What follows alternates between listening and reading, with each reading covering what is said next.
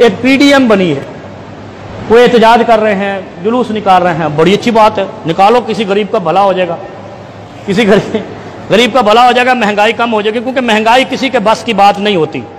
یہ سب تماش بین ہے جو آج کل وہ احتجاج کر رہے ہیں مہنگائی کے خلاف، ان کے دور میں تو دودھ کی نہریں نہیں تھی، یہ تو ہم نے بھی دیکھا ہوا ہے۔ اس ملک میں دودھ کی نہریں کسی نے نہیں بہائیں اور نہ کوئی بہا سکتا ہے، کیونکہ شریعت پہ عمل پیرا نہیں ہے، محمد کریم کا نام لے کے منافقت کرتے ہیں۔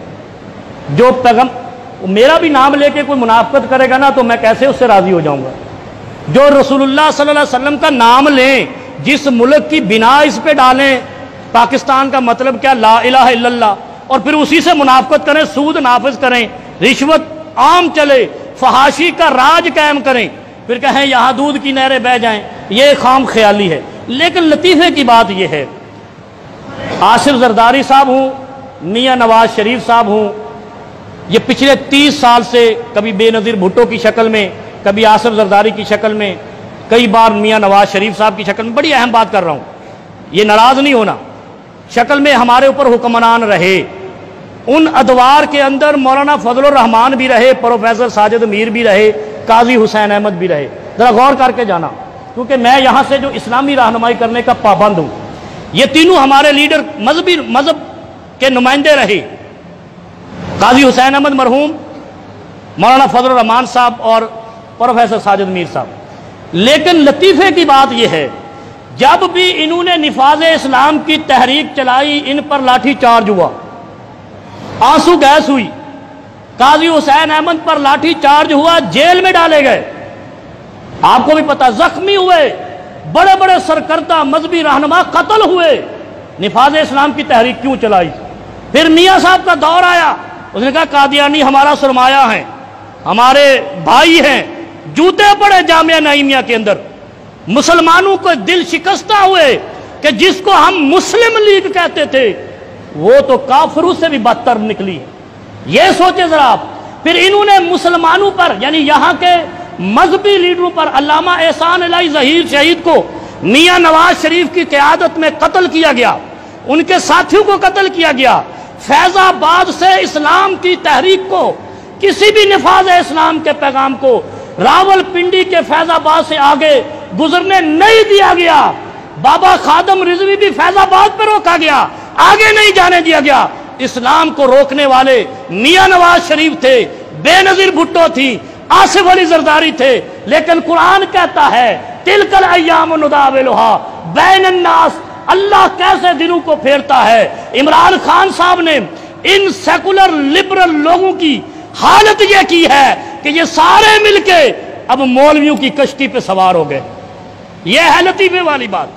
آج میاں نواز شریف کا لیڈر مولانا فضل الرحمان ہے، آج آصف زرداری کا لیڈر ساجد میر ہے، آج ان سارے ان لوگوں کا جن کے اوپر کرپشن اور چوری کے الزامات ہیں، سچ ہیں جھوٹ ہیں، یہ فیصلہ قانون اور انصاف کرے گا۔ لیکن مجھے یہ پتا ہے جن کشتیوں میں زرداری صاحب نے اور نواز شریف صاحب نے اپنے ادوار میں سوراخ کیا تھا، آج اسی کشتی میں سوار ہو گئے ہیں۔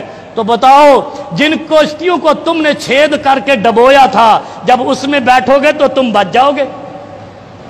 میں حیران ہوں، 30 سال جن کشتیوں کو چھید کیے ہیں ان سیاستدانوں نے، آج اسی کشتی میں بیٹھ کر کہتے ہیں عمران خان کی حکومت گرائیں گے۔ مجھے بتاؤ عمران خان نے کون سا جرم عظیم کیا ہے؟ مہنگائی تم نے کون سا دودھ کی نہریں بہائی تھی؟ ایک جرم کیا ہے، وہ ہمیں بھی معلوم ہے، قوم کو بھی معلوم ہے، کہ وہ کہتا ہے چوری کیا ہوا پیسہ واپس لو۔ دنیا کی تاریخ میں پہلی بار ایسا ہوا ہے کہ جو محمد رسول اللہ صلی اللہ علیہ وسلم کے دین کا نام لے اور کہے میں چوروں کو بچانے نکلا ہوں، میں کرپشن کے دفاع میں نکلا ہوں، کوئی دوسرا چارج نہیں ہے۔ یا تو کہو عمران خان کروڑوں روپے ہڑپ کر گیا، لاکھوں روپے ہڑپ کر گیا، ملک کا خزانہ لوٹ کے لندن لے گیا۔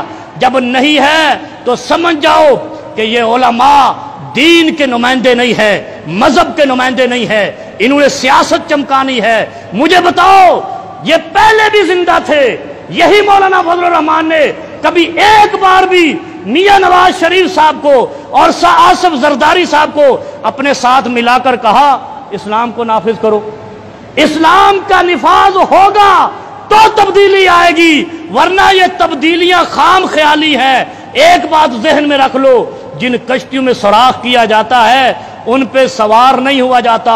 मैं आफरीन पेश करता हूँ मौलाना फजल रहमान को और साजिद मीर साहब को, और शाबाश देता हूँ इमरान खान साहब को कि मुल्क की ताकतवर सियासी सेकुलर लिबरल जमातों को तुमने सुराख शुदा कश्तियों के अंदर सवार होने पे मजबूर कर दिया है। इस पे मेरा सलूट बनता है, पाकिस्तान की आर्मी को भी बनता है, पाकिस्तान की मौजूदा हुकूमत को भी बनता है। और इंशाअल्लाह जिनको तुम डबोते रहे हो वो तुम्हें ऐसी जगह पे डबोएंगे, यही तुम्हारे रहनुमा जिनको तुमने चुन लिया है कि तुम कयामत तक दोबारा उठ नहीं सकोगे।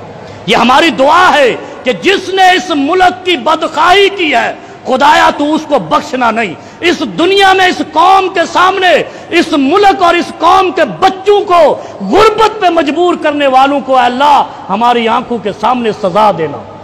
क्योंकि अल्लाह का कानून है, जालिम गासिब और वालिदैन के नाफरमान को अल्लाह दुनिया में सजा देता है, अल्लाह दुनिया में सजा देता है।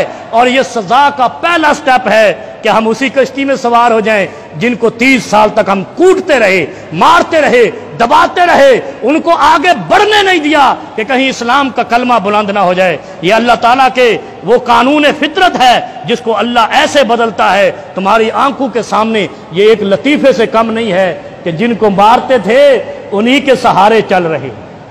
और फिर एक बात और है, लई युफ्लिह कौमुन वल्लौ इम्राअतन, अल्लाह के पैगंबर ने फरमाया कि वो कौम कभी फला नहीं पाएगी जिसकी हुकूमत, जिसकी हाकम एक औरत बन जाए, एक औरत बन जाए। तो हम फलाह पाने के लिए आगे क्यों नहीं बढ़ते? फलाह पाने के लिए हमें दरवेशों की, उलमा की, वामलू सालिहा, साले अमाल करने वालों की जरूरत है। अल्लाह हमें कामयाबियां भी देगा, तब्दीली भी देगा, गलबा भी देगा। और दुनिया के अंदर जितनी बेहतरीन आर्मी हमारे पास है, हम इंशाअल्लाह